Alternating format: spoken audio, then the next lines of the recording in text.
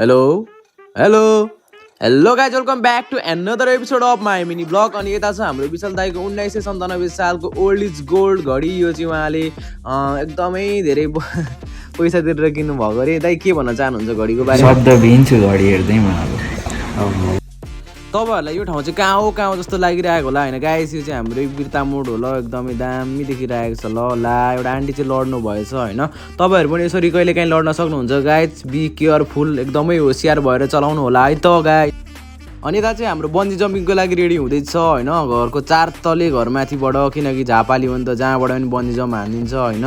ल यहाँ चाहिँ रेडी भइसकेको छ बन्जी जम्पिङको लागि, एकदमै तयारी अवस्थामा रहेको छ हैन। डराको त छैन नि, डराको त छैन नि। छैन हाम्रो भाइ हाँसिरहेको छ एकदमसँगले हैन। खतरा हो नि त, खतरा खतरा। अहिले चाहिँ झापामा एकदमै धेरै गर्मी बढिरहेको छ गाइस। झापाको गर्मी कस्तो हुन्छ भनेर तपाईँहरूलाई पनि थाहा नै होला हैन। त्यही भएर हामी आएको यहाँ अहिले कोक हन्टिङ गर्नको लागि। कोक होइन, यो चाहिँ पेप्सी हो।